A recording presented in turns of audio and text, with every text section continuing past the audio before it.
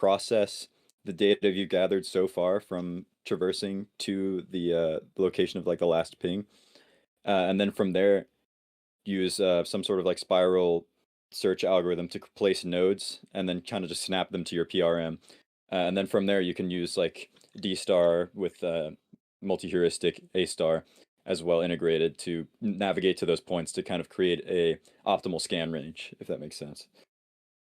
Oh, Okay. sorry. I just wanted So, something. yeah. Um, Jacob, Yeah. since you're in school right now, you can technically join the team.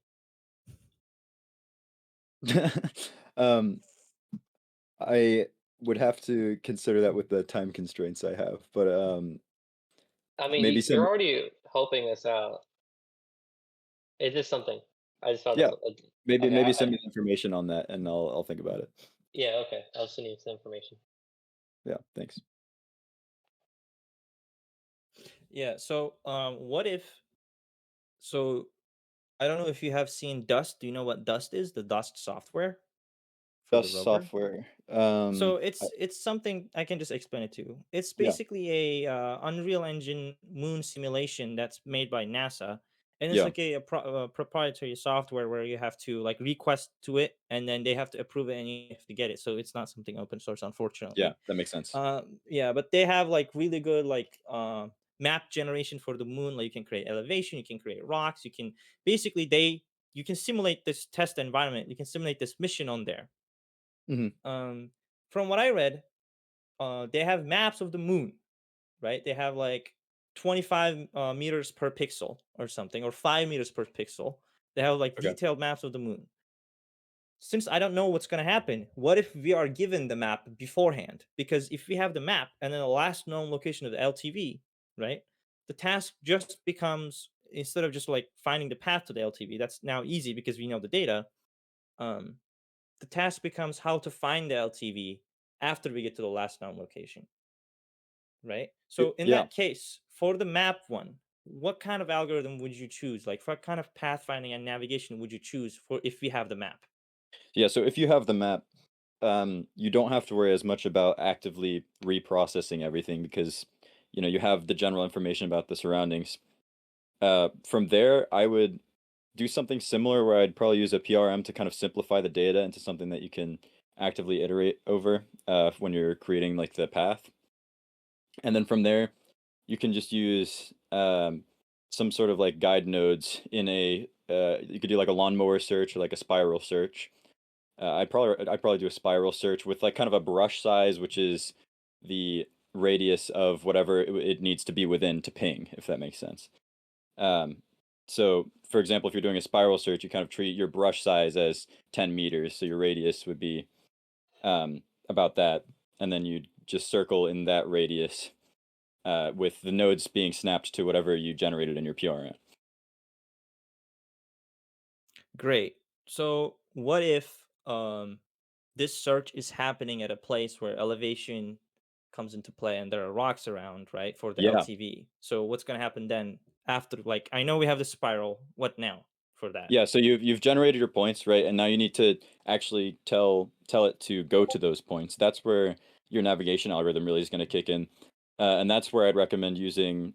I think the multi-heuristic A star is a great choice for this application because you can have a heuristic that you can have your admissible heuristic, which would be your Euclidean distance, just like the straight line distance to wherever your point is, and then you could have another heuristic that avoids obstacles, tries to stay as far as possible from obstacles, and then you could have another heuristic that prefers conserving power, like avoiding elevation, and that one could have a say. And then you could kind of use this shared multi-heuristic model to optimally navigate those different variables and weight them as you need to, basically. Okay, that really makes sense. Um, I have a question. Yeah, what's up? yes. So how would a mini map work, right? A mini map would assume that we already have a map of the moon, correct? Like is it like a two-dimensional map? Mhm. Because NASA wants us to have a 2D map and a 3D map. So would we have like different algorithms? Like I guess we can use D-star, multi-heuristic A-star for the rover itself looking for data, and also a different algo for see a map on like the display of the EV or the PR. Sorry, could you say the question again?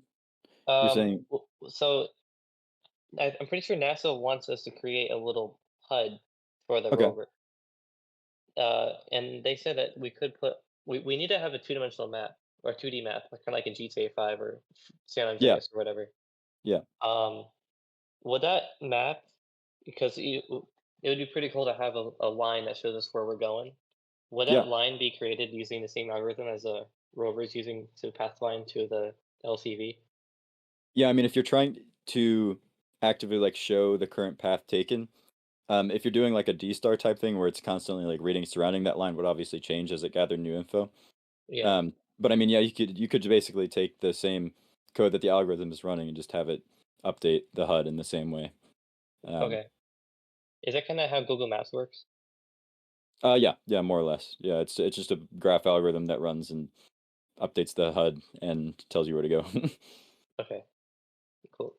Yeah, I think they also predict like they do pre-predictions when you're like turning.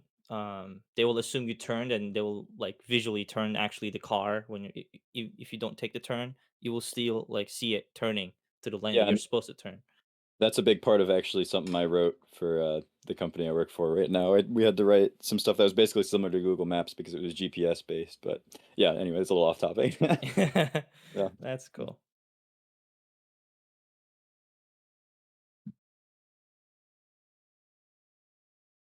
Cody, do you have any other questions? Um, so are we planning to use D star with multi heuristic A star being integrated as well? Yes. Are you out of questions? Let me think a little here. Because I can ask some questions while you think. Kind of piggybacking off of your GPS use, I guess, development background, like, if you want to call it that. Yeah. NASA would like it for us to create a really cool map. Yeah. Do you have any history doing like a 3D map of sorts? So the company that I work for, we use Mapbox as like a library to kind of outsource the map creation. So I haven't myself done any work on actually like generating visuals of a map. Okay, so you just kind of work on like what goes on in the background. That's great. Yeah. Okay, I mean we can probably put that in a proposal. Like we do this in the background, and then it looks like this. Um, if time allows, would you be interested in joining the team? If time allows is the big if, but Okay, it's something that I can look at what I have going on and let you know and look at what that time commitment would look like. But okay, I mean, it sounds like a really neat project. Like it's definitely something that would be cool to be a part of. But if time allows, is the big if. yeah, you can put it on the resume. I mean, Yeah, just of course. saying. Yeah, There's also another competition that NASA is going to host, this robot programming competition. If you'd want to do that, yeah, um, but I don't know. I'll send you information.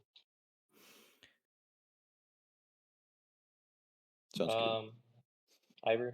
Okay, so I have some just like generic questions.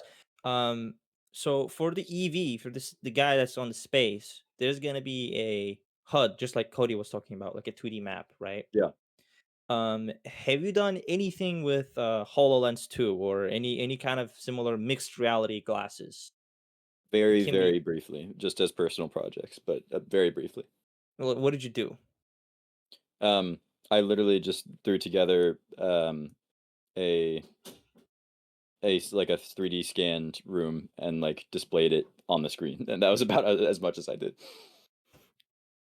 Okay, so basically, when Cody was saying a 3D map, he was trying to say a scanned path from the rover translating into a map onto the EV's HUD, which is a mixed reality glasses. Yeah.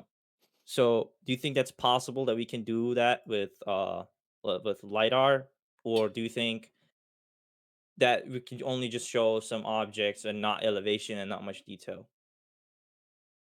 Um, that comes down to the I guess the sensors on the bot more than anything, right? Or like how accurate your elevation data is from the map you already have. I think if you have lidar data, so you're saying have like a HUD that shows the driver basically like where the path is going more or less, or is like not driver, but I'm trying to understand exactly what you mean. Like what like this is a path that's showing exactly where they're going in real time. Yeah. So what Cody was saying for the 2D minimap, um, when the rover is navigating to the LTV, the last known location of the LTV, it shows a line, right? You guys just talked about. But Yeah. imagine this as 3D, meaning mixed reality. And you know Okay. how those like games have like waypoints in like GTA 5, you will see it on the road when you're driving the car. So Yeah. imagine that, but you're wearing that as glasses and you can see arrows on the floor where the Yeah. rover is going to navigate. So I think that's what they mean by 3D map. I'm not sure. Gotcha. But my Yeah. question is related to like, oh, let's say there's a rock on the right side. Um, so based on what you said, if the sensors allow us, we should be able to translate that into a mixed reality thing and maybe do some edge detection and then show that as a rock to the glasses because moon is really dark. Moon is like Yeah. so dark, darker than under the bed, like so dark. Yeah. It doesn't, you can't see anything. So if we can do like some edge detection, I think that would be really cool for the mixed reality part of the thing. Yeah, I guess that comes down to the hardware of the mixed reality headset itself because it has to know in space where that is, right? Uh, but I mean, if you have enough information from the lidar and it can communicate that to the headset, I don't see why you couldn't do that because it would be functionally similar. So, Ivor, how would you reckon this information were to get to the headset and stuff? What do you mean by that? Like, how would everything be connected? How everything will be connected. Yeah. From the with the info that I have from the mission document, there's gonna be a telemetry server that's giving all this info to back and forth to both things, to the rover and to the EV at the same time. So, So is it we a will, reasonable concern that we may be? I don't really know the technical jargon, but like, isn't there like a limit of how much information we can transmit at a given time? yes, you're right. Yes, there is a Are limit on what they can transfer. Yes. are we going over that limit? Anywhere near the limit? With Uh, this? so these are all the assumptions because they didn't give us. So 2025 competition, they made the telemetry service and they put it on GitHub. And for this year, they're gonna do it in December. That's what I read on the frequently asked questions part. Oh, So I don't know what we are actually getting in detail. Like what's the data we're getting from the telemetry service. So these are all just assumptions that I'm making and like covering all the past and having like a basic understanding of everything. You know, if this happens, we can do this. If this happens, we can do this beforehand. okay. So, okay, that's cool. I guess right now we can just kind of throw everything at the wall and see what sticks if we get selected. Yes, exactly. Cool. And this competition, from what I understand, is mostly for user interface and not mostly for navigation. Um, Right. but It could it make a will give us an sick edge. UI. It will give Yeah. us an edge. So Oh, definitely. Because if we can prove that we can back up what crazy UI we're going to make, I'm pretty sure that would be really beneficial. yes. Um, okay, that's cool. I already have any other questions? No. Thank you, Jacob, for coming in. It Yeah, was thank you really for having me. helpful. Yeah, thank I you too have for one coming. more question for you. Yeah. Why PHP and not JavaScript? So PHP is actually an API language. So you JavaScript we actually do use as our front end and a little bit with our back end, just for node scripts. So I've done quite a bit of work in JavaScript. I'd say I do about equal parts JavaScript and PHP. But PHP is the API language, all right? It's like at 90% of the internet is written in PHP. That's a good take. Okay, you're the first person that I accepted the PHP take. Okay, let's go.